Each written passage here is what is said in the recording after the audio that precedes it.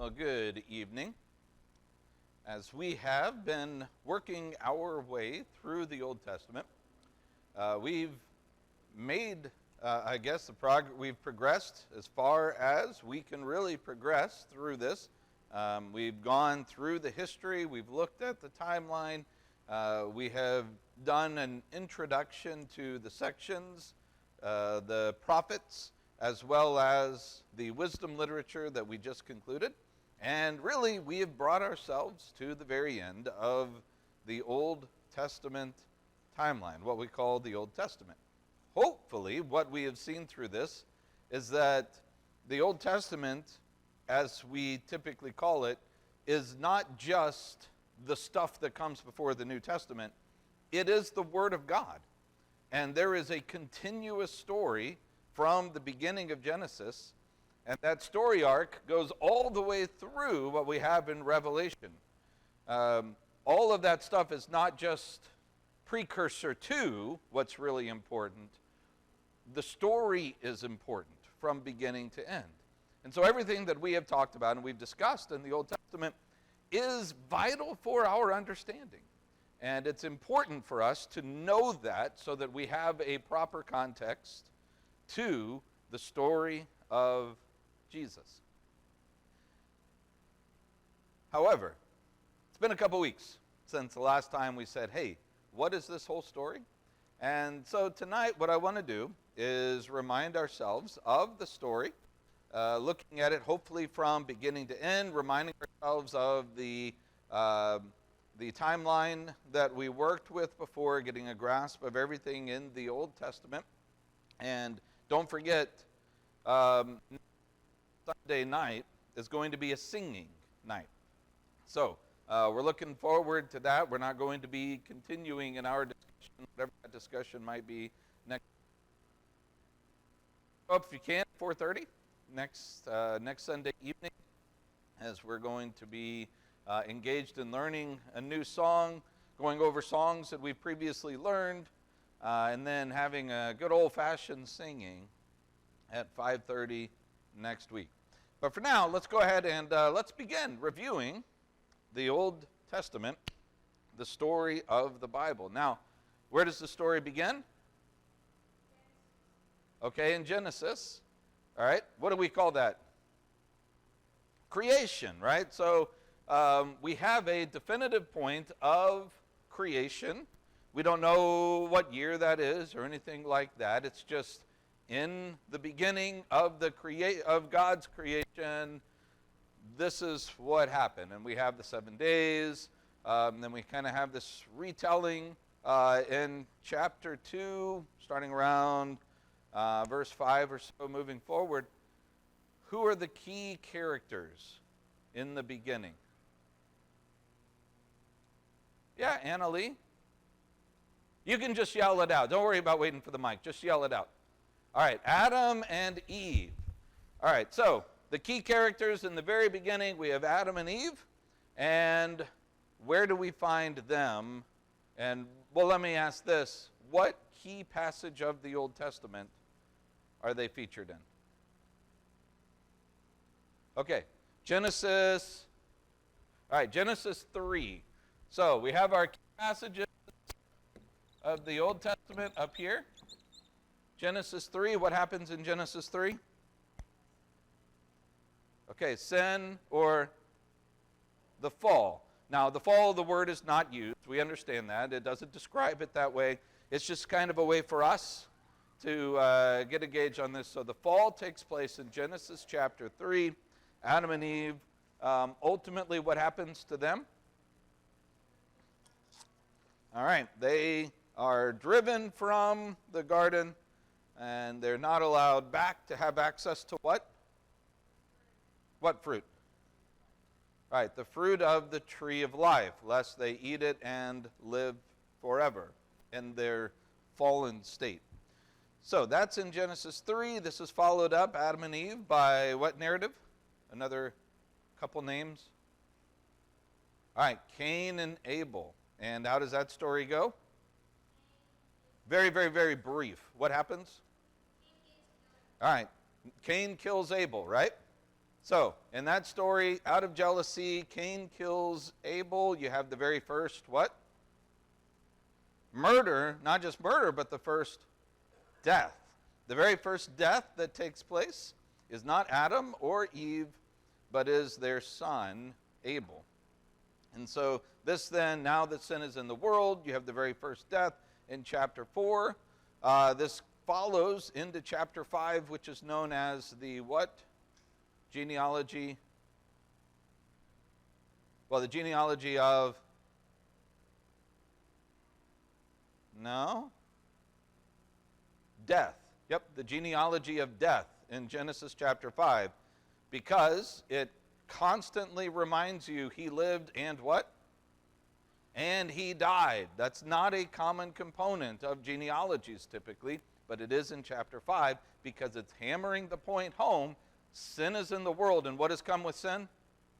Death. Leading all the way up to what narrative within the scripture in which a couple of people die? All right, the story of Noah and the flood account, where everybody except for how many people? 8. Everyone except for 8 people die. Now, we're in this period of time which it's often called the primeval history, before the written word, before the historical narrative, as we have it, because is anybody in this time writing the history down? No, nobody's writing this down. We don't get that until whom?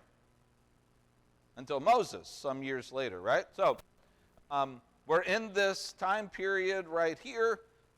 We have now, you have Adam and Eve, Cain and Abel.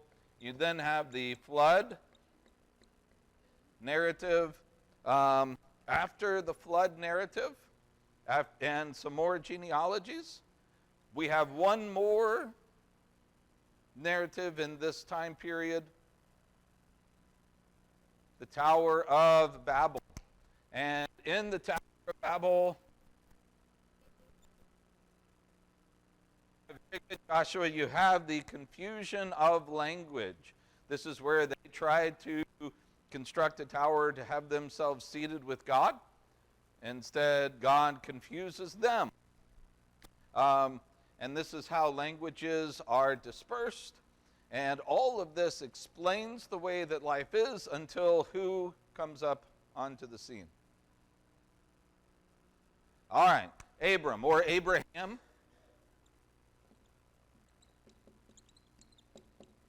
All right, so where does he come onto the scene? Okay, Genesis chapter 12. Originally chapter 11 at the very end, but chapter 12, because it's in chapter 12 that he receives what? Okay, what message of God? Okay, you have the promises, right? So this is our number 2. Genesis chapter 12. And what were the 3 main promises we focused on? Okay, what's the first one? Well, nation, right? And then land for that nation. And then finally the seed, that through him and through the seed, all the nations or families of the earth would be blessed. Remember Genesis 12, also Genesis chapter 22 reiterates it. 22 is where we actually get the word seed from. It's not used in chapter 12. But it is used in chapter 22, and if you just kind of conflate those together, that's where you get this promise of that they would become a great nation to this land, or I will give this land to your descendants. That one's not until down in verse 7, remember, in chapter 12. It's not in the first 3 verses like the others. But through you, all the families of the earth will be blessed, or through your seed, all the nations will be blessed in 22. All right, very good. So Abraham then comes, and it's around here that at least I begin to start to kind of put dates on here. Dates are very, very loose in this time period. You've got a lot of room for error on this, and so I'm not dogmatic on the dating or whatever. But does anybody remember around what I put Abraham? You are very, very, very close, Joshua. You said 2,000. So I usually put about 2,100. But if you want to remember 2,000, that's not bad. That's an easy number to remember, right? So who are then, Abraham would be the first of what we call the patriarchs. Who are the other ones? All right, Isaac. What was it, Isaac? Isaac, yeah, yes. All right, so Isaac. All right, and then Jacob. So Abraham, Isaac, and Jacob. You have these guys who are the patriarchs. And remember, Abraham came originally from what area? Ur of the Chaldees, which is another word for what? Babylon, right? Babylon, which, do we have Babylon on the board? Yeah, Babel, right? So this is the general area, Babel, that Abraham is going to come from, and is Babylon going to play import in the narrative moving forward? We know that now, right? Because we've seen it, we're reviewing. So we see, yeah, absolutely, things are going to come full circle. Now that we know the rest of the story, when Abraham leaves and is told eventually to come here, where does he end up later? He, through his descendants, ends up where? Right back in Babylon once more, right? There's some imagery that's taking place here in the narrative that Abraham of the Chaldees returns through Babylonian captivity among his people. He returns back to Babylon, but is that where he's supposed to be? No. So this is telling us from the very beginning, this is where he and his descendants are supposed to be in this land. All right, so Abraham, Isaac, and Jacob. What problem arises during the time of Jacob?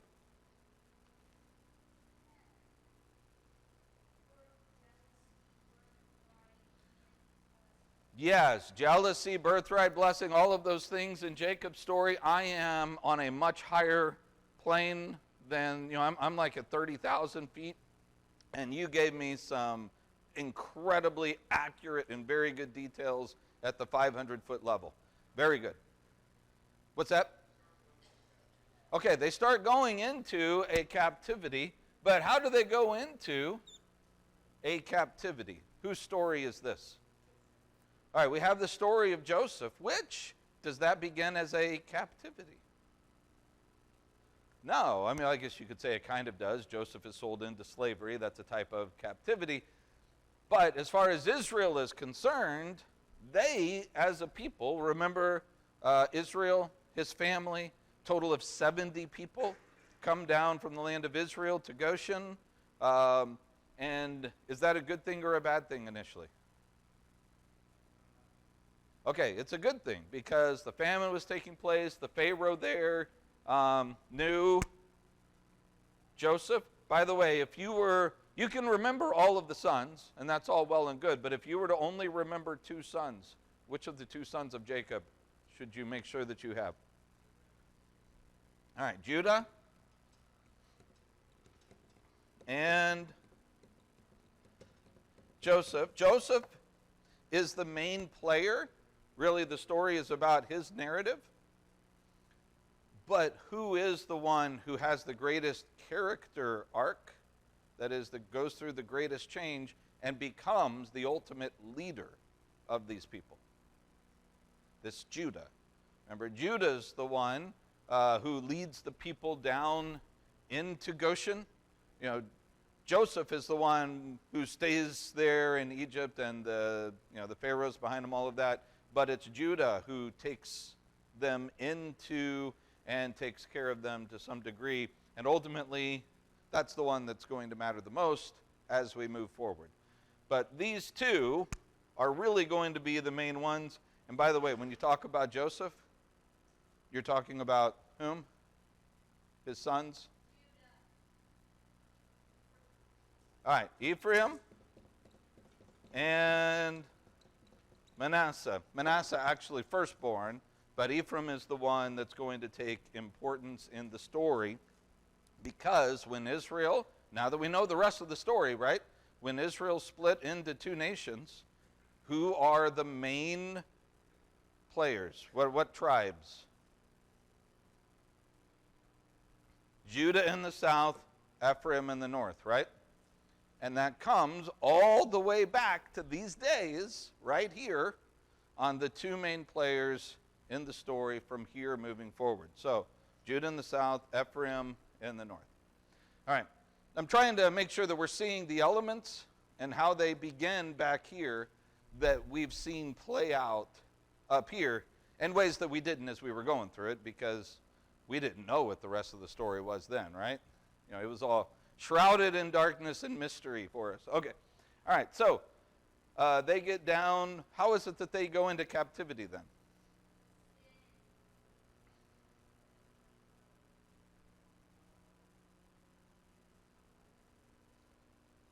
All right. Now we flip the page into Exodus, right? You come into Exodus chapter 1, I think it's verse 8, a new Pharaoh arose who did not know Joseph. So that's how captivity begins. And so we have a time of captivity before brings them out. All right, and this is now we're getting into the time of Moses. And what date would I put Moses? Okay, 1500, really close, yeah. Yeah, and 1500 probably works. In fact, the early time of Moses, yeah, would be around 1500, yeah. Because he was 40 years old when he left to go out to Midian. He spent 40 years in Midian before he came back.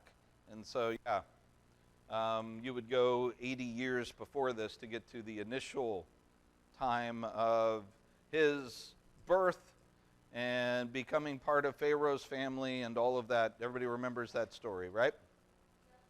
All right, very good, Joshua. All right, so Moses then is, how does he come into contact with his mission before God?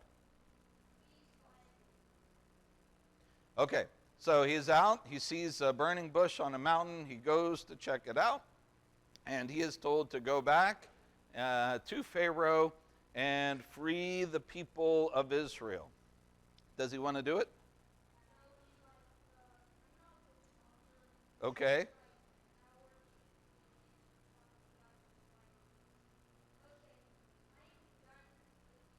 All right. Well, we don't know how long they were talking before this, but yeah, he comes up with all kinds of excuses, as Joshua points out. Do you think, though, maybe he thought before that he would be able to do it?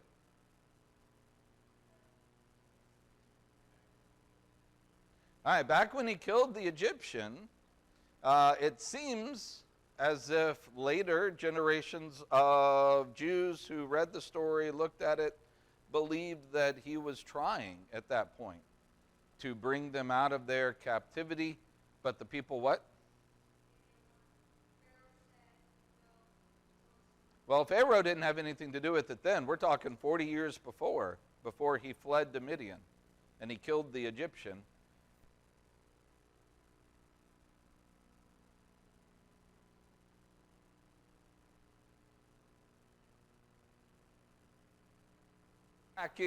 And they wouldn't listen to him, and so he ran because he cut ties with Egypt. He was rejected by his people. He had nowhere else to go. And by the way, who in the New Testament tells us that this was going through his mind? Not Matthew. No. Okay, quit. Unless you know the answer, don't guess, please. Stephen. Yep. Stephen. As Stephen goes through the history in Acts, he's the one that informs us that this is what Moses was thinking. And he thought that he was creating a revolution that did not pan out. So God sends him back, and this time, does it work? Yeah. How? Only because of what? Okay, the plagues that God brought upon the Egyptians. It wasn't just that Moses went back, but that these plagues came. So you have now the 10 plagues. And these 10 plagues, what's the final one?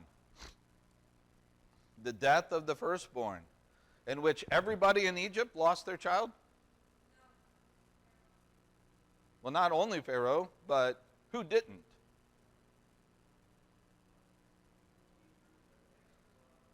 Okay, well, I'm going to amend. I'm going to go with Isaac's answer over yours, Jason, just because you added a word.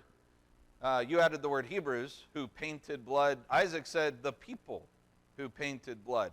I'm not certain that it's restricted only to the Hebrews who did this. I would say anybody who would have painted the blood, because the sign was the blood, right? So if it's going through and it sees the blood, Hebrew, not Hebrew, if it sees the blood, then it realizes that this house is protected, and it does not go in to take the firstborn of this house.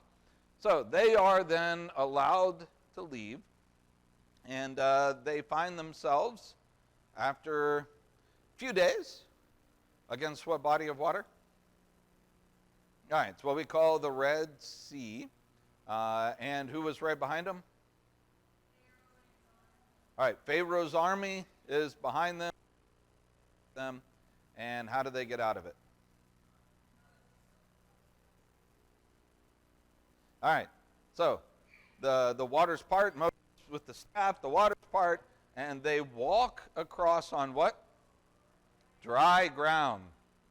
After they get across, then the pillar of the fire is removed, and cloud, darkness on one side, fire on the other is what it seems like it is. And that's removed so that now the Egyptians can see them. What do they attempt to do? All right, they try to drive their chariots across, and it doesn't go well for them. They end up getting wiped out. And so you have then a great victory that takes place across the Red Sea, as Moses now is going to lead the people of God to where? All right, Mount Sinai. At Mount Sinai, God tells them in chapter 19, Exodus 19, that for him they will be a what? Okay, a great nation, a...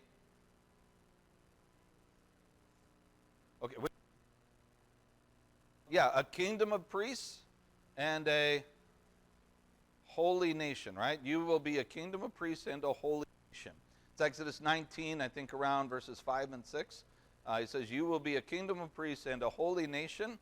And then he shows up there at Mount Sinai and described the scene at the mountain. Fire. There's smoke going up into the sky. What else? Okay. Okay, well, hold on, Joshua. Other people, what? What else? All I've heard so far is smoke. Okay, the thunder and the lightning flashes, right? What else? Earthquakes, which shakes the mountain. And what else? All right, the darkness that's surrounding them with the smoke and everything. Yep, what else? There's one more really key component. Okay, you have the blowing of the trumpet, which goes with like the wind and such, I think. But absolutely, you have the sound of the trumpet. Yeah, absolutely. One more thing. The voice of God booming from the mountain, talking to them, giving them the what? The 10 commandments, the 10 words, right? And this is where God's voice booms, and they receive the 10 commandments there at the mountain. And they say to Moses, hey, you know what? From now on, you talk to them. Because we are absolutely terrified. And Moses says, yeah, you should be. That's the point of this whole thing, is for you to understand what it means to be terrified of God, so that you don't give him reason to actually come at you in judgment. And then we have our third key passage, which is what? Exodus chapter 24. And what happens in Exodus chapter 24?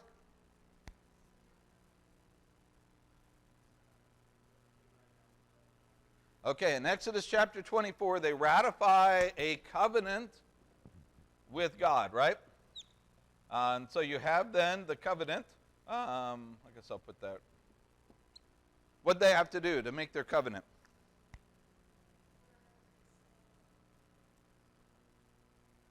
Okay, so they had to kill bulls for the covenant. They had to take the blood and sprinkle the blood. Sprinkle it on what? Sprinkle. All right, sprinkle half the blood on the altar, half the blood on the people. Why? What does that do?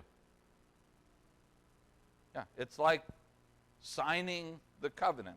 They each enter into the covenant by the sprinkling of the blood on them, so that they are now effectively, it's like a contract, but it's a more personal, deeper connection than just a simple contract.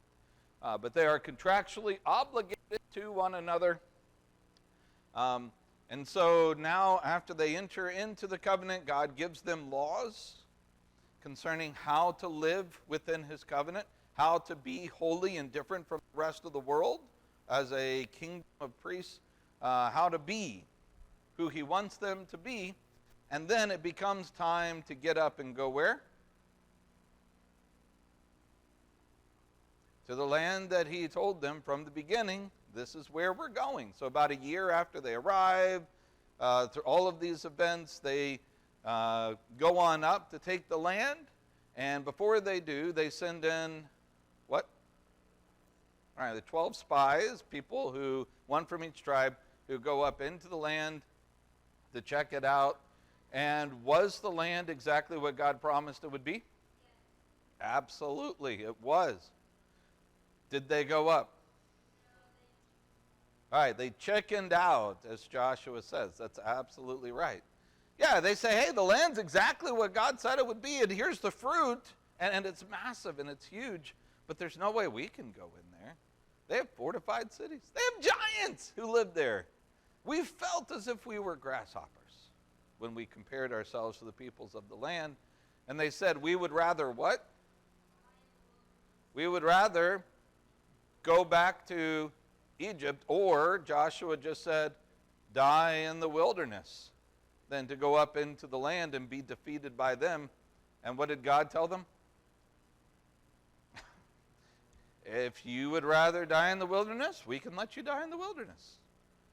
So that's what we'll do. You'll wander for the next 40 years, a year for each.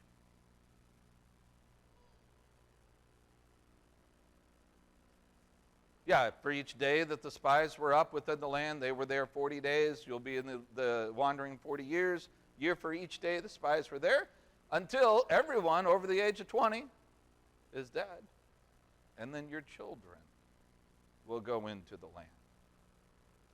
So that's what takes place over the next 40 years. We don't have a lot of information about what takes place during that time until we're almost through the time period. But eventually, they get to the plains of Moab, and on the plains of Moab, near the land, who gives his final address before the people? Moses. Or I should say addresses. You have a series of about 5 addresses that form what we know of as what? Deuteronomy. So this is Deuteronomy, the very end, and Moses dies. And after Moses dies, then who takes over? All right, so you have a 40-year period of time. And then Joshua, what'd you say? Yeah, Joshua. What'd you say? Oh, Joshua. Okay, all right, very good. All right, so Joshua, from the Bible, then takes over as their leader. And what's the first place that they take over? Jericho. Remember the story of the walls coming down? You also remember there's a series of things that they do before they take Jericho. Faith-building type stuff like crossing the river when? in its flood stage. Not usually a wise thing to do, but to do so, they had to what? What had to happen for them to cross over in the flood stage? Okay, Kelly, what were you saying? All right, so the waters had to basically part again so that the new generation could walk across on dry ground. Now, it wasn't the same exact thing as before. Before, remember the wind that came through and parted the waters. This time, the water stopped upstream, and then, therefore, they were able to then go across on dry ground. The effect is the exact same.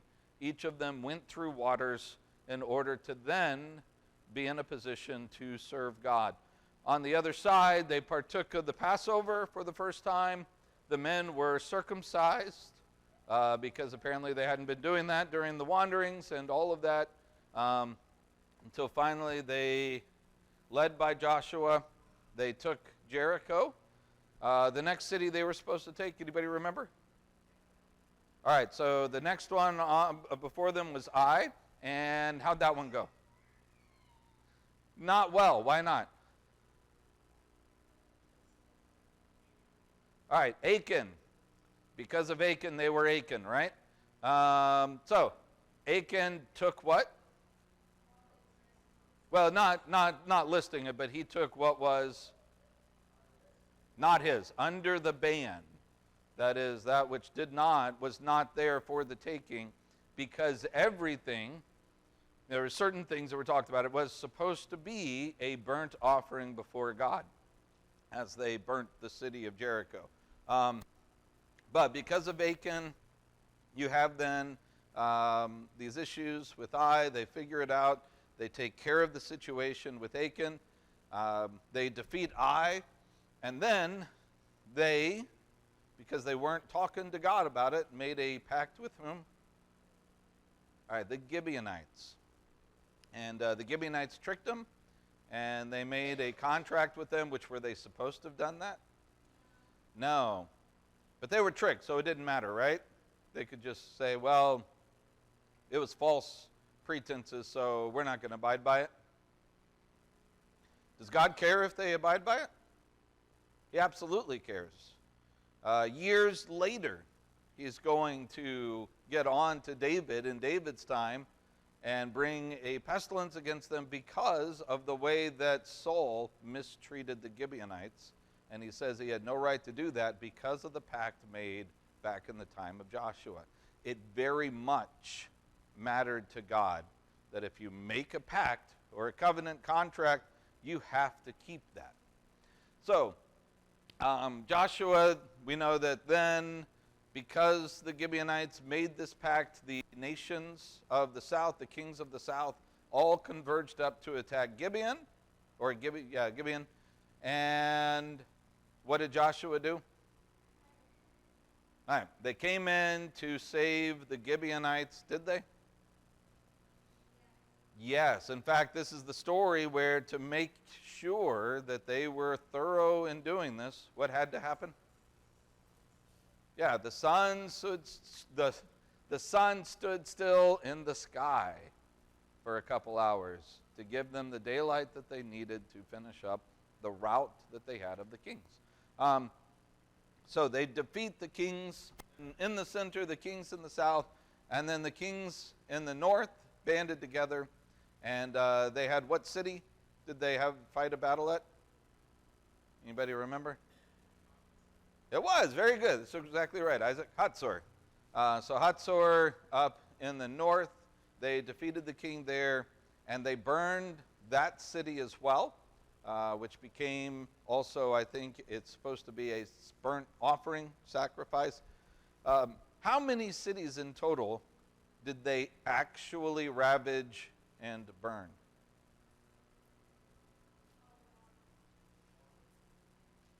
Three. Right? Jericho, Ai, Hatzor. That's it. And I think it's important that we understand that, because one of the things that people try to say about the historicity of the Bible, they say, Well, the Bible can't be accurate, because if it was, we would expect there to be a conquest during these days where cities were destroyed and burnt to fire, and you don't see that anywhere. They've only found evidence of that at, say, Hatzor, and they found evidence of that where they believe Jericho is, but otherwise, they don't see it. Therefore, they say the Bible must be wrong. Is that accurate? No, that's actually exactly what you would expect if you read through the pages of the Bible in which they didn't do conquest like other kings would do it, where they come in and simply destroy a city and do those types of things. They did it differently, and that's exactly what the archaeological history bears out. So, all of that to say, they conquer the land. At the end of Joshua, he divides up the land for them, so that as you move into what time period? All right, the time period of the Judges, you would expect that they're going over the land, right? In Joshua, they defeated what? All right, they defeated the kings and the armies, but they haven't done what? All right, they have not driven the people out. And so it's in Judges in the first couple chapters, where they're told to go and drive out the inhabitants. And what do? By and large, they fail. They failed to drive out the inhabitants. They failed to drive out the inhabitants. They failed to drive out the inhabitants. In fact, you could begin to say that if you wanted a word to characterize the time of the Judges, it's failure. So, we have what's called the Judges cycle. What's the Judges cycle during the time of Judges? Well, the cycle first. Okay, first, before oppression, all right, Israel sins, which leads to God raising up an oppressor, which leads to the people, they cry out for help, which leads to, all right, is that right? Deliver. All right, God raising up a deliverer, or what's another word for that? A judge, which after the judge they'll what? All right, they will have peace for X number of years until they sin again, right? Lather, rinse, repeat. That's the way that it goes throughout. However, as Isaac was saying just a minute ago, we call this a cycle. Perhaps, though, it could be better understood as what? A spiral, because as this happens again and again, things get worse and worse. And the quality of the judge goes down the further that you go through the judges. Where you start with, who's the first major judge? All right, you have Othniel, who seems to be a pretty good guy by all standards, you look at it. But after him, it's Ehud, who also seems to be a pretty good guy. He's got a couple question marks about him, the type of person that he is. He seems to have been a trained assassin. It says he's left-handed, but that's probably a military term for someone who is trained to be left-handed and to, do certain things. But still, he's on, I would say, overall, probably the good side of things. Who's next? Well, of the major ones, Shamgar would be the very next guy that's mentioned if you were to do. But we're talking about the 6 major ones. Who's the next one? Not Samson for a while. Samson's our last one. Next one is going to be who? Who's it supposed to be? All right, it's supposed to be Barak, but it's not him, because why? He refuses to just go. He says, I won't go unless you, Deborah, come with me. And Deborah says, well, okay, I'll go, we'll do what needs to be done, but the credit is not going to be given to you. The credit will actually belong to a woman. And that can be taken two ways. First of all, because Deborah really becomes the judge that we know and love. And in all of our lists, we talk about Deborah, not Barak, right? But also, who kind of really got the credit for the win? Jael, the one who drove the tent peg through Sisera's head. So, by all accounts, every account, whichever way you look at it, Barak really doesn't get any credit in this. It does go to them. So, Deborah is the next one. And so we're really now getting into iffy territory, because she's not even supposed to have been the judge. And so things are just kind of going down until we get to whom? All right, now we get to Gideon. And if we've got a seesaw, teeter-totter, whatever you want to, you call those things, scales, a balance, and you put all the good things and all the bad things together with Gideon, how does that work out? Yeah, you really don't know. This guy has an awful lot going for him, doesn't he? He's picked by God. He destroys the statue, sort of, right, with Dagon, but he does it kind of in the middle of the night, scared to do it, and he's sent and he's told that he's supposed to be the one to go, but does he believe that he's supposed to be the one to go? No, he needs a sign to show him, and he gets the sign, and then what? Well, he needs another sign, right? And you get through all that. He does indeed defeat the Midianites, and all the people say, hey, we want to make you our what? Our king. And what does he say? Yeah, well, hold on, but he says, God is our king. I'm not going to be your king. And that's pretty good, isn't it? But what does he do at the same time? He says, I'm not your king, God's your king, but give me the tribute of a king. Right? And then he has a kid, an illegitimate kid. And what does he name that kid? Abimelech. What does Abimelech mean? All right, my daddy is king. Right?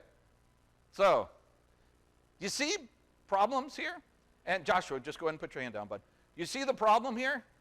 It's like every good thing has this bad thing right with it, and it's on both sides, and you can't get a good feel for this guy. And then you have his son Abimelech, which I think, is Abimelech a judge?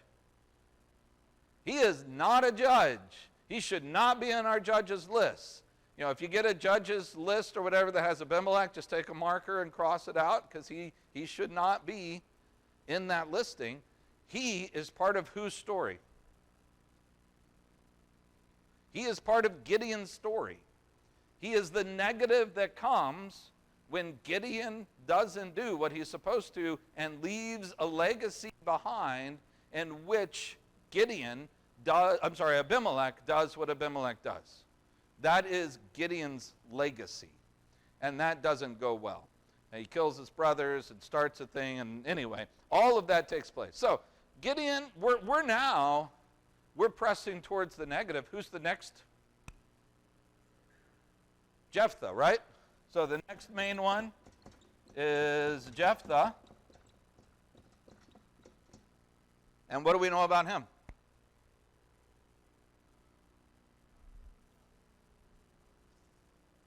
All right, he's kicked out of his house by his brothers. Why? Yeah, he was an illegitimate child. His mother was a prostitute. He was an illegitimate child. His brothers wouldn't accept him. The town wouldn't accept him. And so he says, fine. He goes out and he becomes the leader of what? Yeah, a gang of worthless people.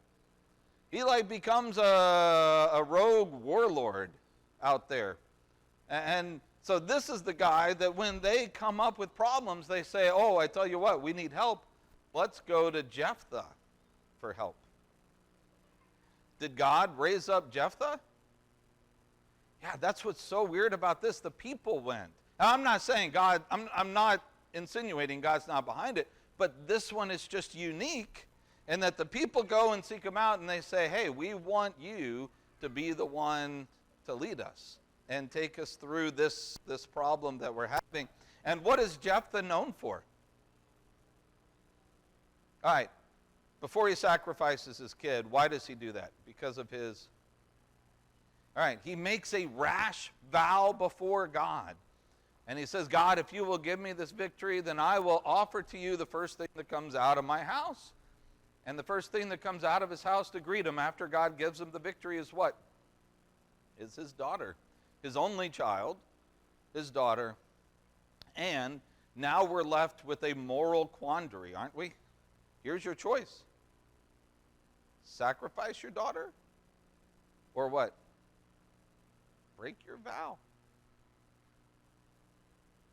That's a dilemma that he's created. And even though it seems as if it's kind of vague, the story pretty much indicates that he does what?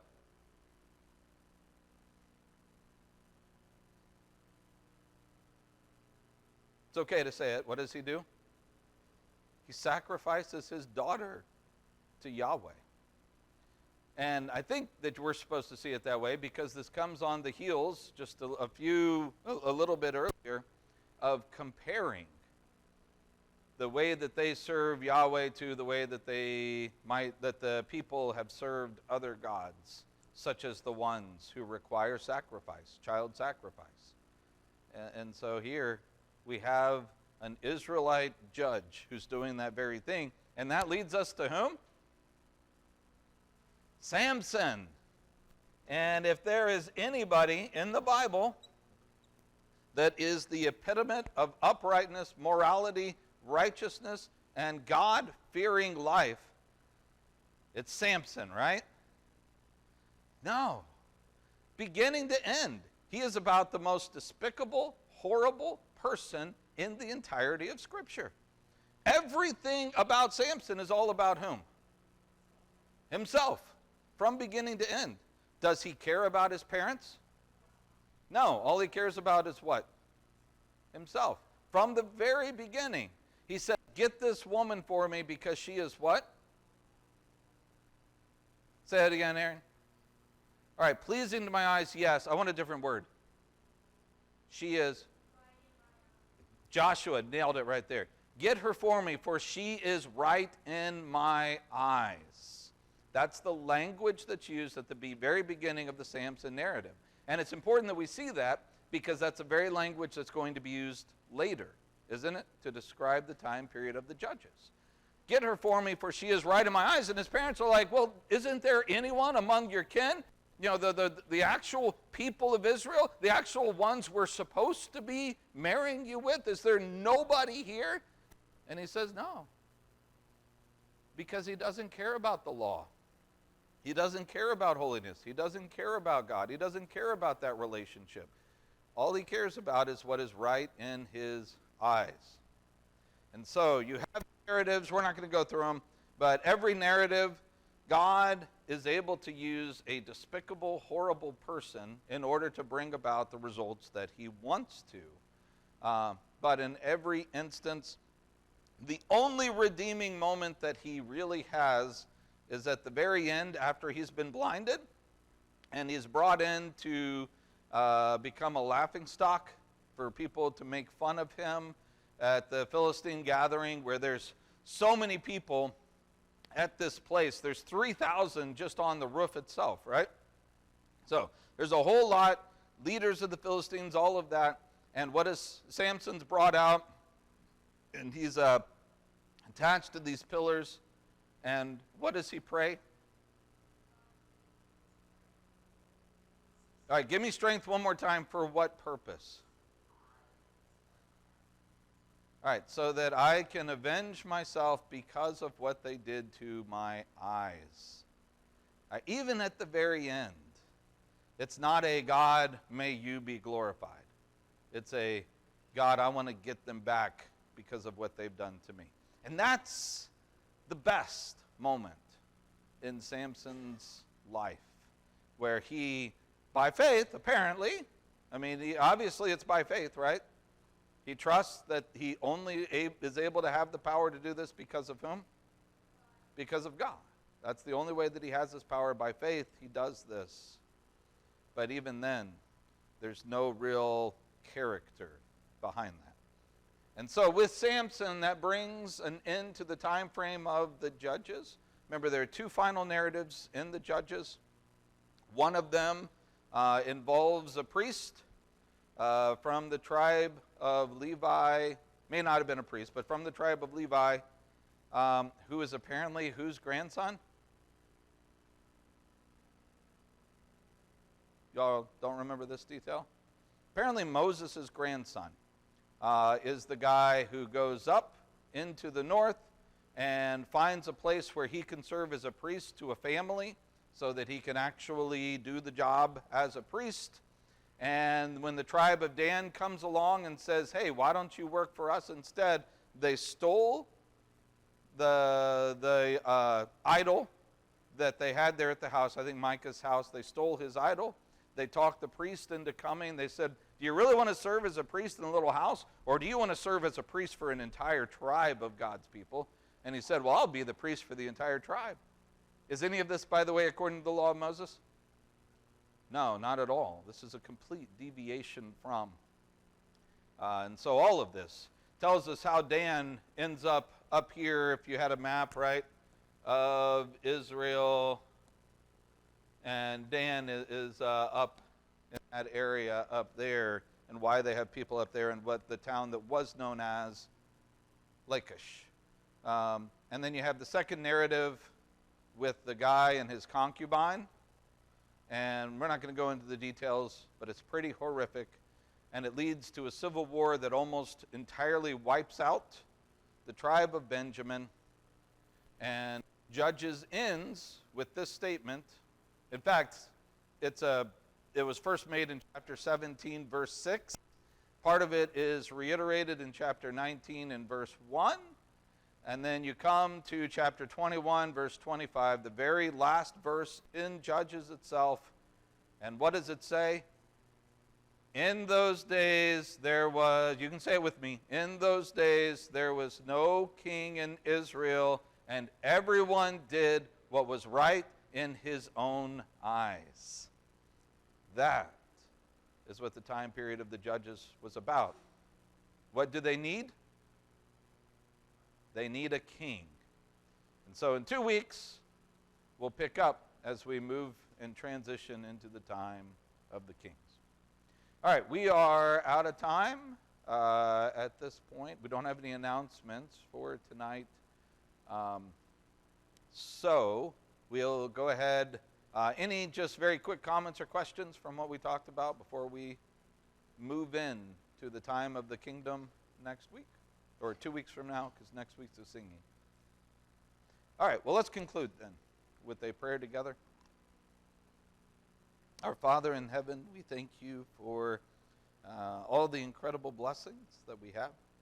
We thank you that you have given to us your word, and that we can see the story as it unfolds, as you bring your Son into the world in such a carefully crafted way, as you use the free will of man in certain ways to bring about your ends, and that you just show your magnificence, your grace, and your work through these people who time and again reject you, and yet you never leave them, you never truly forsake them.